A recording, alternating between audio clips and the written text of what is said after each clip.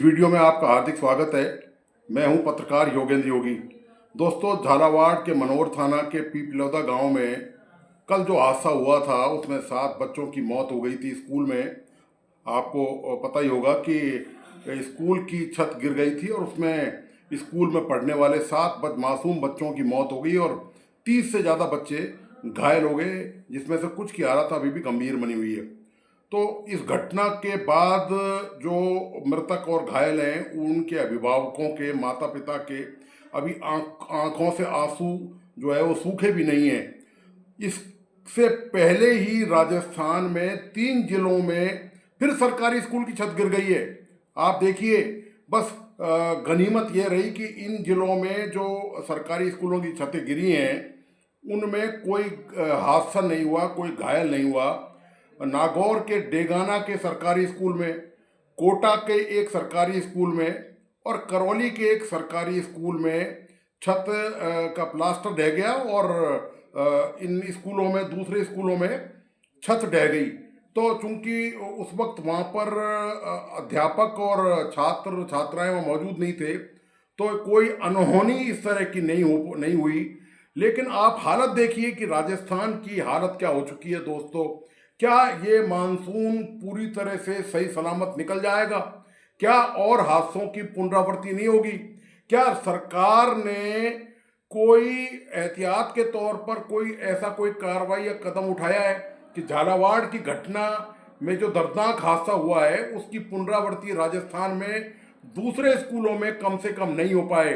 दोस्तों, लगता नहीं है कि सरकार इस मामले में कोई गंभीरता दिखा रही है, क्योंकि यदि सरकार ने गंभीरता दिखाई होती तो मैं आपको बताता चलूं कि राजस्थान में करीब 8,000 स्कूल ऐसे हैं, 8,000 राजस्थान के स्कूल ऐसे हैं जिनके भवनों की हालत, जिनकी इमारतों की हालत जर्जर है और वो मरम्मत की मांग करते हैं।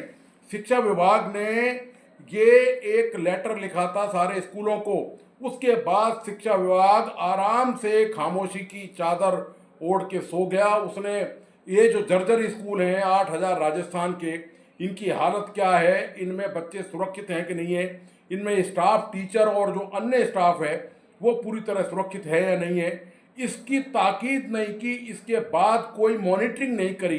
तो ये हालत हो गई है दोस्तों राजस्थान की कि राजस्थान में आप देखिए कि पूरा राजस्थान के स्कूलों के, मतलब शायद ही 8,000 स्कूलों में कोई ऐसा जिला होगा। मैं आपको मोटे तौर पर बता दूं, राजधानी जयपुर का आप हाल देख लीजिए, आप उससे अंदाज़ा लगा सकते हैं कि राजस्थान के जो बाकी ज़िले हैं उनके सरकारी स्कूलों की क्या हालत होगी। तो जो जयपुर ज़िले में मैं आपको बता दूं 500 से अधिक स्कूल जर्जर हैं। ये राजधानी है पूरे प्रदेश की। यहाँ की चकमक करती हुई सड़कें, सरकारी इमारतें, शासन सचिवालय, विधानसभा का भवन, ये आपको चकमक और जगमग मिलेंगे। लेकिन जो सरकारी स्कूल में जयपुर में पढ़ रहे हैं, आप बताइए, जहाँ पर पूरी सरकार है, पूरी जहाँ पर शासन व्यवस्था है, जहाँ सारे सेक्रेटरी बैठते हैं, जहाँ आईएएस बैठते हैं, जहाँ आरएएस बैठते हैं, जहाँ मुख्यमंत्री बैठते हैं, वहाँ पर उस राजधानी की जयपुर के 500 स्कूलों की हालत ऐसी है कि उनके भवन जर्जर हो चुके हैं। कौन से भवन का हिस्सा कब ढह जाए, किसकी दीवार ढह जाए, किसकी छत ढह जाए, किसकी पट्टियां गिर जाएं, किसका लेंटर गिर जाए, कोई गारंटी नहीं है। ये मोटे तौर पे मैंने आपको राजस्थान में जयपुर का उदाहरण देके बताया है। जिले आप देख लीजिए, मैं मोटे तौर पे जिले गिना देता हूँ आपको। उदयपुर, पाली, सीकर, सवाई माधोपुर, बीकानेर, सिरोही, कोटा। कोटा में तो गिरी चुकी है एक स्कूल की छत, वो प्लास्टर उखड़ के नीचे गिर गया है। जालौर, भरतपुर, बारा, करौली। करौली में एक स्कूल में उसका दीवार या छत गिर चुकी है। ये आज की बात बता रहा हूँ मैं आपको। दौसा, दौसा के अलावा टोंक है, जैसलमेर और बाड़मेर, बालोतरा और बांसवाड़ा। तो ये जो ज़िले हैं इनके स्कूलों की हालत दोस्तों बहुत ज़्यादा ख़राब है। और ख़राब हालत का कि आप अंदाज़ा लगा सकते हैं कि मतलब मौत इंतज़ार कर रही है, मौत का जो शिकंजा है वो कसने की पूरी तैयारी है। सरकार के पास लगता नहीं है दोस्तों कोई इच्छा शक्ति बाकी रह गई है। सबसे पहली कार्रवाई जो सरकार को करनी चाहिए थी कि जब शिक्षा विभाग ने आदेश जारी कर दिया कि इन स्कूलों की इमारतें जर्जर हैं, तो सवाल इस बात का है कि उन जिलों के शिक्षा अधिकारियों ने उन स्कूलों में सुरक्षा का क्या इंतजाम किया? पहले तो उनकी जवाबदेही सुनिश्चित की जाए और उनके खिलाफ एफआईआर दर्ज कराई जाए। दोस्तों, मैं पहले भी कह चुका कि जब तक जेल नहीं जाएंगे अफसर, केवल जेल ही एकमात्र रास्ता रह गया है। इस पूरा जो सिस्टम सड़ गल गया है, इस पूरे सिस्टम में जो भांग घुली हुई है, उससे बचने का, उससे निकलने का यही एक तरीका रह गया है कि इस पूरा सिस्टम को ये तभी काबू आएगा, नौकरशाही हो, अफसर हो, इनको उन मासूमों की मौत से कोई लेना देना नहीं है। ये बड़े बड़े सरकारी बंगलों में रहते हैं, ये इनके पास तमाम साधन है, सुख सुविधाएं और अच्छी खासा खासा इनका वेतन है। रिटायरमेंट के बाद भी इनके पास सुविधाओं की कोई कमी नहीं है। सवाल इस बात का है कि वहाँ जो शिक्षक हैं इन स्कूलों में, ये जो जर्जर स्कूल हैं, उनमें जो हजारों लाखों जो छात्र छात्राएं पढ़ रहे हैं, हजारों लाखों जो शिक्षक वहाँ पर कार्यरत हैं, उनकी जिंदगी का क्या होगा दोस्तों? वो वहाँ शिक्षा देने और बच्चे वहाँ शिक्षा लेने जाते हैं, तो क्या बदले में उनको क्या मिलेगा? क्या वो टूटे हुए हाथ पैरों से आएंगे? क्या उनकी जिंदगी वहाँ पर सुरक्षित है? ये राजस्थान का शिक्षा विभाग का हाल है दोस्तों। सरकार ने फौरी तौर पे दोस्तों क्या किया है, मुख्यमंत्री भजन लाल शर्मा ने उनको रिलीफ दिया है। जो मृतक हैं, झालावाड़ के बच्चों के जो परिजन हैं, उनको 10-10 लाख रुपए देने की घोषणा की है। पूर्व मुख्यमंत्री वसुंधरा राजे ने वहाँ पर उनके जो पीड़ित हैं, परिजन हैं, उनसे मुलाकात करी और एक एक को सरकारी कर्मचारी का नौकरी का ऑफर लेटर दिया। वो तो चूंकि नौकरी तो आप जानते हैं कि आरपीएससी में लिखित परीक्षा पास किए बिना नौकरी मिल नहीं सकती है, तो डेली वेजेज पे सरकार की बहुत सारी योजनाएं वहाँ पर उनको लगाने का वो ऑफर लेटर दिया गया है। ये दोस्तों इस तरह कुछ ठंडे छींटे देने का प्रयास किया गया है। लेकिन सवाल इस बात का ये है कि क्या इससे, इस तरह की बातों से क्या ये जो व्यवस्था है, ये इसकी जो जितनी कमजोरियां हैं, जो खामियां हैं, क्या वो दूर हो जाएंगी? क्या सवाल ये कि सरकार आखिर कहाँ कहाँ तक मुआवजा बांटेगी? सरकार आखिर हादसों के बाद कहाँ कहाँ तक नौकरियां देगी? क्या सरकार के पास इतनी राशि है? सवाल इस बात का, मुख्यमंत्री ने यह भी कहा कि निर्देश जारी किए हैं कि जितने भी सरकारी भवन हैं, चाहे वो कर्मचारियों के हों, चाहे और जो सरकारी इमारतें हैं जितनी भी हैं, जहाँ पर ऑफिस चलते हैं या दफ्तर चलते हैं, उनकी भी मरम्मत का कार्य बहुत तेजी से किया जाए। सवाल इस बात का यह है कि जब मानसून आधे से ज़्यादा जा चुका है, तब सरकार को इस बात का ख्याल आया है? क्या सरकार उससे पहले सोती रही है? क्या सरकार की ये जिम्मेदारी नहीं है? और सरकार में जो नौकरशाह हैं, सवाल सबसे बड़ा ये है कि प्रश्न चिन्ह तो उन पर लगा हुआ है कि वो आखिर क्या करते हैं, अफसर क्या कर रहे हैं, आखिर शिक्षा विभाग के जो अधिकारी हैं वो आखिर क्या कर रहे हैं कि इन स्कूलों की सुरक्षा का क्या इंतजाम है, उन्होंने क्या उपाय किए हैं अब तक कि इन ये बच्चे और वहाँ पर जो स्टाफ है, जो शिक्षक हैं, जो कर्मचारी हैं वहाँ पर, वो पूरी तरह वहाँ पर सुरक्षित रह पाए। लगता नहीं है दोस्तों सरकार कोई गंभीरता से इस मामले में कुछ शायद कर पाएगी, क्योंकि सरकार की दोस्तों प्राथमिकताएं बिल्कुल अलग हैं। सरकार, आप जानते हैं, एक राजनीतिक दल है, उससे सरकार बनी है, भारतीय जनता पार्टी की सरकार है, इससे पहले कांग्रेस की सरकार थी। कोई कम नहीं है दोस्तों। ऐसा नहीं है कि ये जो जर्जर इमारतें हैं ये केवल अभी जर्जर हुई हैं। ये इनकी जीर्ण शीर्ण हालत दोस्तों लंबे समय से चली आ रही है। इनकी मरम्मत की जो जरूरत है वो बहुत लंबे समय से है। तो कांग्रेस के शासन में जब अशोक गहलोत मुख्यमंत्री थे, तब भी ये इमारतें सुरक्षित नहीं थी, और अब इनकी संख्या में हो सकता है कि 100-200 का पिछले 1-1.5 साल में इजाफा हो गया हो। तो कोई भी सरकार, कहने का मतलब यह है, राजनीतिक दल जब सत्ता में आता है तो दोस्तों गरीबों का नाम लेता है। गरीबी मिटा देंगे, गरीबों के लिए ये योजनाएं, आम आदमी के लिए ये योजनाएं, ये सरकार और राजनीतिक दल वादा करते हैं। और यही वादा करके भारतीय जनता पार्टी कांग्रेस के खिलाफ सत्ता में आई है। तो अब आप देख लीजिए कि आम आदमी की क्या स्थिति है। क्योंकि गरीबों के बच्चे, मैंने पहले भी कल के वीडियो में कहा था, जिसको आपने काफ़ी सराहा, उसके लिए धन्यवाद आपका, कि गरीब और आम लोगों के बच्चे ही सरकारी स्कूलों में पढ़ते हैं।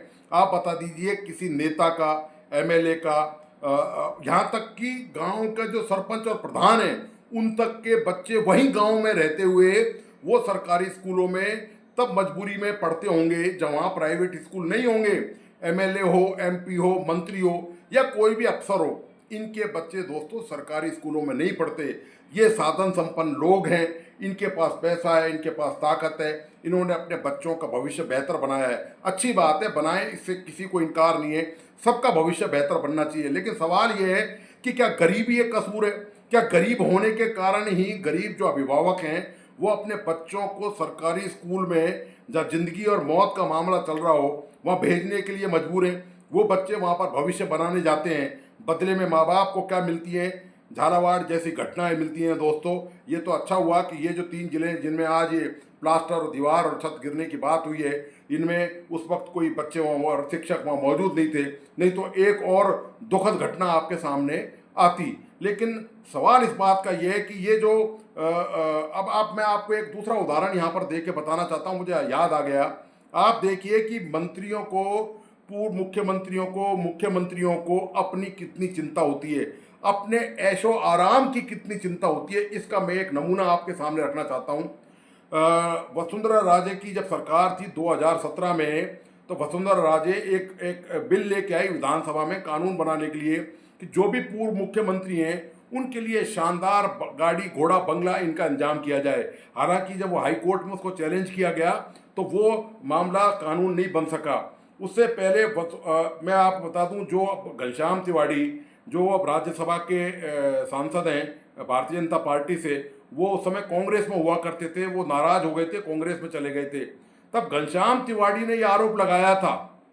घनश्याम तिवाड़ी की वसुंधरा से कभी नहीं बनी, 36 का आंकड़ा रहा हमेशा जब तक वसुंधरा 2 बार सत्ता में रही। लेकिन घनश्याम, और इसी वजह से घनश्याम तिवाड़ी ने भारतीय जनता पार्टी को नमस्ते कर दिया, छोड़ दिया, कांग्रेस का दामन थामा, फिर वो वापस भारतीय जनता पार्टी में आए। उन्होंने आरोप लगाया वसुंधरा राजे पर कि इन्होंने मुख्यमंत्री बनने के दौरान अपने बंगले पर बिल्कुल आलीशान हजारों करोड़ रुपए खर्च किए हैं, हजारों करोड़ खर्च किए हैं। ये उनका आरोप था घनश्याम तिवाड़ी का कि मुख्यमंत्री वसुंधरा राजे के बंगले की शान शौकत के लिए उसमें तमाम लग्जरी सुविधाएं, 5 सितारा सुविधाओं के लिए करोड़ों हजारों करोड़ रुपए खर्च किए गए। तो ये आप देखिए, कभी भी कोई जब नया मंत्री बनता है या विधायक सांसद जब बनते हैं तो सबसे पहले वो अपने बंगलों का रिनोवेशन कराते हैं उनमें, जबकि वो बहुत अच्छे होते हैं पहले से ही, क्योंकि जो सरकारी एजेंसियां हैं खासतौर से PWD या हाउसिंग बोर्ड, वो रख रखाव करते हैं, तो उनको पता होता है कि यहाँ पर अब माननीय आए, तो वो पहले से इंतजाम करते हैं। तो वहाँ कितनी चिंता होती है। जब भी मंत्री बनते हैं अपने बंगलों पर लाखों करोड़ों खर्च करते हैं, लेकिन जब सरकारी स्कूल की बात आती है, जब सरकारी इस तरह की कोई ऑफिसों की बात आती है कि वो जर्जर हालत में है और वो लोग सुरक्षित नहीं है, या वहाँ स्कूलों में शिक्षक और बच्चे सुरक्षित नहीं है, तब दोस्तों, तब किसी को ये ख्याल नहीं आता कि इनका जीवन कितना महत्वपूर्ण है और ये बच्चे जो स्कूल में शिक्षा ग्रहण करने जा रहे हैं, इनके साथ कोई हादसा हो सकता है। ये दोस्तों राजस्थान की हालत हो चुकी है। राजस्थान में सत्ता परिवर्तन हो गया, लेकिन व्यवस्था दोस्तों वो लंगड़ी चाल है। वो पहले भी लंगड़ी थी और वो दोस्तों आज भी लंगड़ी चाल से ही चल रही है। गरीबों की किस्मत का भगवान ही मालिक है। उनकी ज़िंदगी में क्या लिखा हुआ है कुछ नहीं पता, कब कहाँ क्या हो जाए उनके साथ। क्यों? क्योंकि वो अपना अधिकार वोट दे चुके हैं। अब उनके पास कोई दूसरा रास्ता नहीं बचा हुआ है कि वो अपनी बात किसी सरकार से कह सकें, किसी मंच से अपनी बात कह सकें और मनवा सकें। वो उनके हाथ में अब कुछ नहीं है। अब उनको केवल इंतजार ही करना होगा। और इंतजार भी किसके लिए करें दोस्तों? एक ही थैली के चट्टे बट्टे हैं, चाहे कांग्रेस हो और चाहे भारतीय जनता पार्टी हो। तो दोस्तों, आपको आज का विश्लेषण कैसा लगा? प्लीज़ अपने लाइक एंड कमेंट के साथ बताइए। मेरा तमाम दोस्तों से आग्रह है कि प्लीज़ इस वीडियो को अपने दोस्तों और परिजनों को अधिक से अधिक संख्या में शेयर करें। और जिन मित्रों ने इस YouTube चैनल को सब्सक्राइब नहीं किया है, प्लीज़ सब्सक्राइब करें, लाइक करें और बेल आइकन का बटन प्लीज़ ज़रूर दबाइए। धन्यवाद।